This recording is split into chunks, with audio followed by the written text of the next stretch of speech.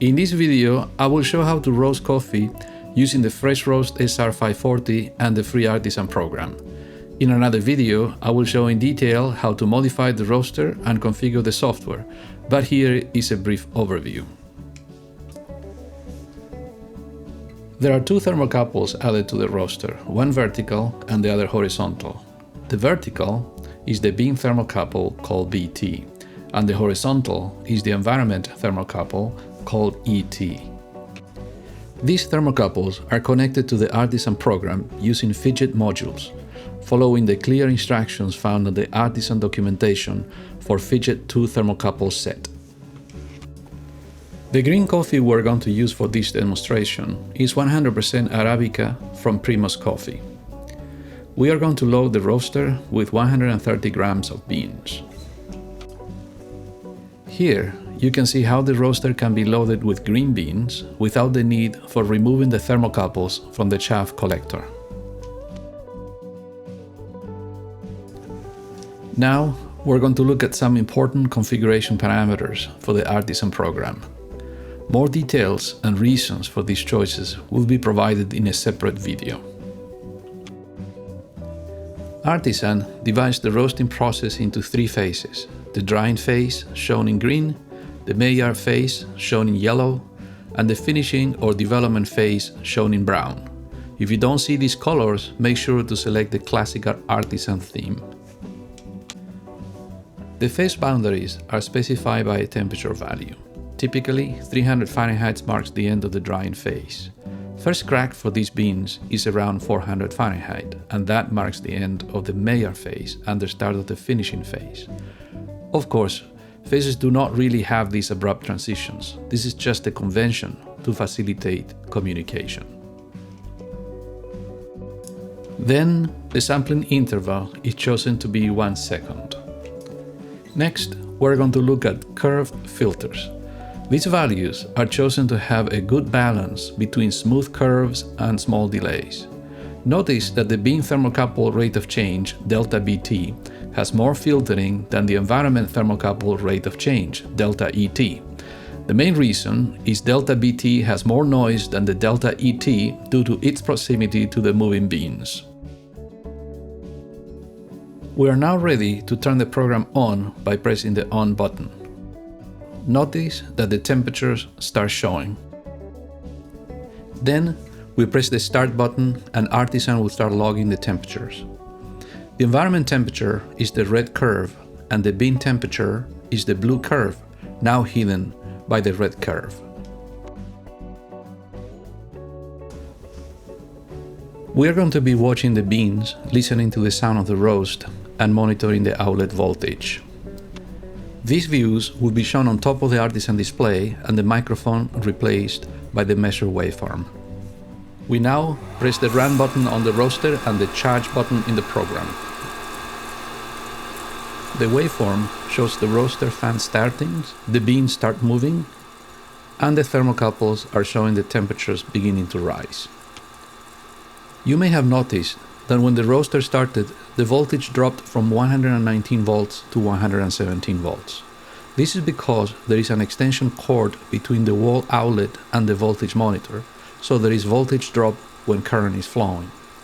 The importance of feeding voltage will be shown later in the video and also covered with more detail in another video. While the beans heat up, let's take a look at some of the Artisan display features. The clock in the upper right corner shows the time since the roast started, and it is set to 0 when the charge button is pressed. The first two indicators on the right side show the environment temperature and the bean temperature in degrees Fahrenheit. The lower two indicators show the rate of change in Fahrenheit per minute. These two sliders on the left side are used to make a record of roaster fan and temperature settings changes. After manually turning a knob in the roaster, the corresponding slider is adjusted and the result shown in the lower portion of the display. You can see that we are starting with a fan setting of 9 or 90 in the slider scale and a temperature setting of 1 or 10 in the slider scale. The vertical scale to the left is temperature in Fahrenheit.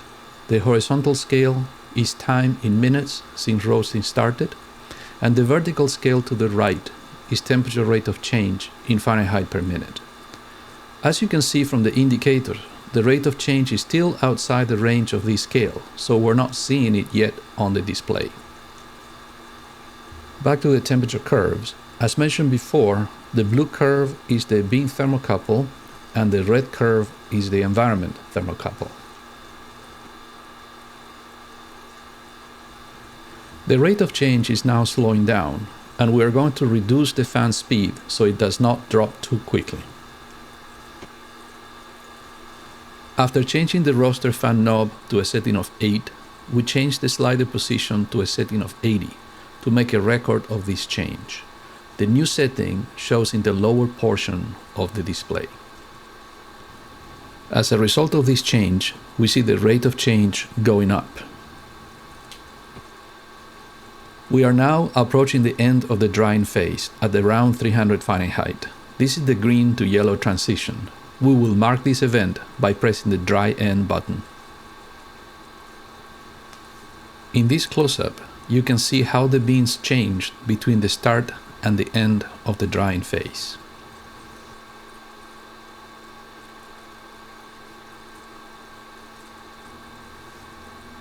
We have entered the Maillard phase, or the yellow portion of the display. My goal is to have a decreasing rate of change as I approach first crack. At the same time, I need to maintain enough airflow to keep the beans moving, so I don't go below a fan setting of 7. This indicator shows when the roast is expected to reach first crack based on the current rate of change. Similar information is provided by these extrapolation lines. Based on experience with this setup and beans, I expect first crack at the BT of around 400 Fahrenheit. To determine when to change roaster settings, I mainly look at the delta ET, the environment temperature rate of change. The reason is because delta BT, the blue curve, has too much delay because of the heavier filtering applied. It also fluctuates more because of the proximity of this sensor to the beans. You can see here how the BT sensor is exposed to an environment with more temperature fluctuations due to the moving beans. So now I decided to start increasing the roaster temperature setting to keep the rate of change from dropping too quickly. You are now seeing the rate of change going up. Because the SR540 has discrete settings of fan and temperature, every time we change a setting, we're going to see a jump in the rate of change. You need to take this into account when making adjustments to avoid overshooting or undershooting. This means you will not be able to have very smooth rate of change, but it should be adequate. You will also need to take into account the delay between changing a setting and seeing the effect of that change. All these factors makes the rate of change control challenging, and it takes some getting used to. There are complex chemical reactions taking place in Maillard phase. The length of time you spent in this phase is one of the factors that determine the taste of your coffee. Less time means lower complexity, light body, lighter flavors. More time means greater complexity, heavier body, and richer flavors. Some recommendations say to spend at least 2 minutes in this phase. The Maillard reaction produces flavors associated with nuts, caramel, and chocolate. This is the opposite of floral or fruity flavors. So, if you want to highlight the floral or fruity flavor of a coffee, then you would not spend too much time in this phase. This indicator here shows the estimated amount of time that will be spent in the Maillard phase until we reach first crack. Right now, based on the current rate of change, it is predicting that we will spend approximately between 5 and 6 minutes in this phase of the roast. If we look at the temperature curves, we see that they follow each other, but the bean thermocouple blue curve is about 20 degrees Fahrenheit higher temperature than the environment thermocouple red curve. This makes sense because the environment thermocouple is higher in the roast chamber and the hot air cools down a little bit before reaching the ET sensor. We are going to fast forward the rest of the Maillard phase.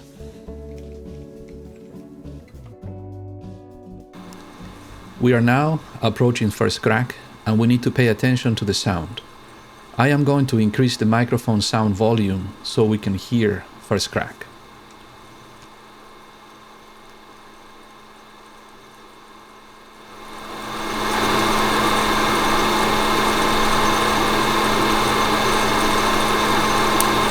We just heard a crack.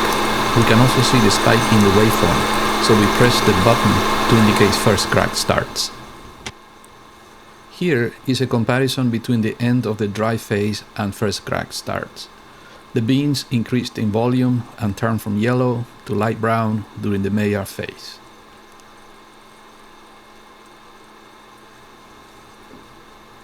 We are not hearing too many cracks after the first one. This is one of the problems with identifying when the first crack starts. Sometimes there could be one or two beans that crack too early, and first crack really gets going later. We are recording the waveform, so it will be possible to look at the recording later and correct the first crack event indication in the Artisan program if needed. During first crack, moisture inside the bean expands quickly, converting to steam. This causes beans to crack with a popcorn sound and expand. We have been increasing the temperature settings, trying to maintain a declining rate of change. As you can see, things are going quite well, but soon things are going to start changing fast. Watch the voltage here.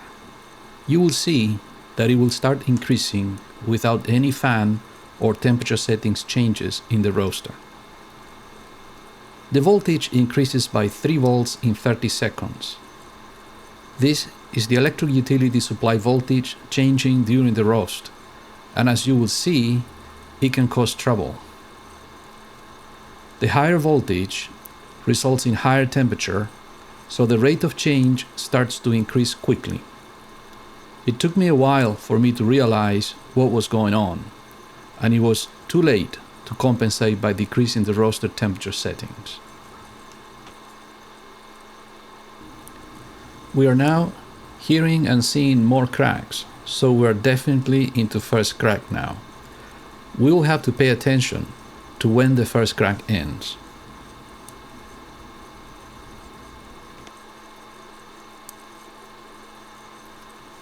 First crack seems to have finished. It is not easy to tell. There may be more cracks here and there before it is completely over. In any case, from this point forward, the roast can be stopped at the desired level of roasting. The roast level after first crack ends is called city roast. It is a light roast with a light brown color of the beans. This roast reflects the flavor of the beans' origin with little masking of this flavor by the roast process. It highlights bright and acidic notes. For this demonstration, we're going to continue roasting past second crack all the way to a French roast level. I would usually stop a roast much earlier, just before second crack or a few seconds into second crack. Back to the rate of change curves, I am having some problems controlling things. It looks like I'm overshooting the temperature adjustment in the roaster. After first crack, it gets more difficult to control the rate of change, and the change in supply voltage mentioned before didn't help. Things happen quickly here, so it is important to pay attention. With more practice, I hope to get better at this. By now, we are in the City Plus roasting level, a medium roast between the end of the first crack and the start of the second crack. This is about 1 minute or so after the last first crack sound. Some caramelization is beginning to take place, bringing out some of the butter, caramel, and chocolate tones. Fruity and floral notes start to diminish.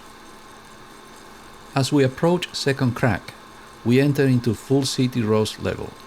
This level is on the dark side of medium roast, with a balanced mixture in flavor between the individual origin of the coffee and the taste of the roasting process. We just heard second crack starting, and here is a comparison between the end of the first crack and the start of the second crack.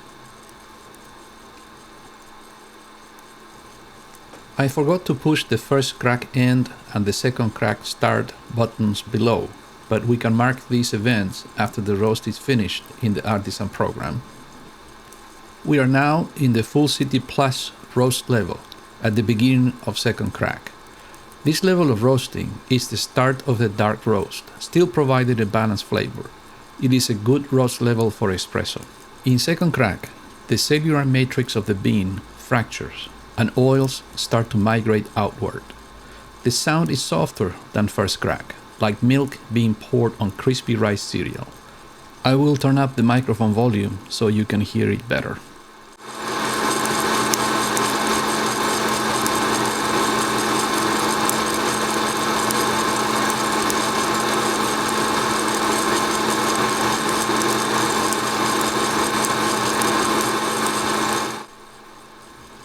I turned down the microphone volume again so you can hear me more clearly. You can still see the cracks as spikes in the waveform. We are now in the middle of second crack, and this is the Vienna roast level. This is a dark roast, and you can see a clear sheen of oil on most of the beans. At this point, the coffee taste reflects the roasting process in flavors with little origin flavor. Beans start to taste the same, independent of where they come from. It looks like the rate of change control is working better now, and we are back to a declining rate of change trend. The cracks are less frequent, so we are approaching the end of the second crack. We're going to continue for a minute or so before starting the cool down. This indicator here shows how much the bean temperature has increased since first crack, and this one shows the percentage of time we have been in the development phase after first crack. Because we're pushing past second crack, this percentage is significant. Second crack has finished, and now we're at the French roast level. Beans are covered with a sheen of oil. The color looks like a brown-black mix. Carbonization is taking place at this stage. The coffee will have almost no origin flavor and will taste toasty and thin, with very little acidity or brightness. All fruit and floral nuances are gone. We are going to stop the roast now by pressing the roaster run button again to start the cool down cycle. We also press the drop button below to indicate this event. Here is a comparison between the start and the end of the second crack. The oil sheen that developed during the second crack can be clearly seen. The cool down cycle takes 3 minutes, so we're going to fast forward until the end of the cool down.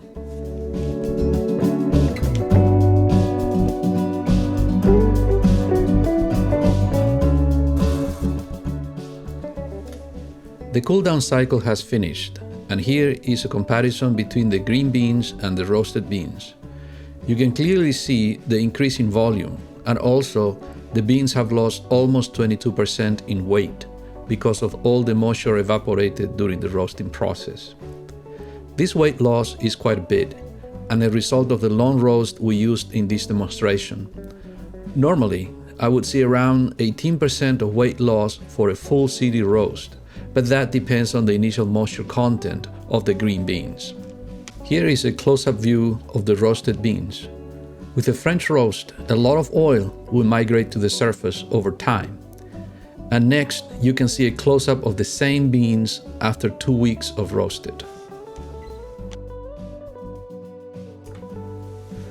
We are now going to take a look at the entire recorded waveform during the roast. We can clearly see 2 groups of spikes corresponding to first crack and second crack, and we can mark events in this waveform as shown. I think this roast may have been a bit uneven. First crack seems to go on for a long time, almost 4 minutes.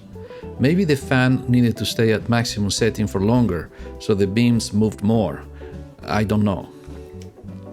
We can then enter this information in Artisan to have a more accurate and complete record of events.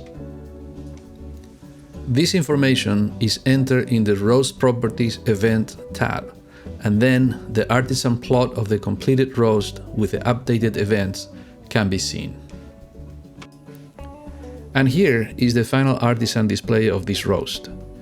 The voltage supply transient we experienced during this roast should not be very common, but is something to be aware of.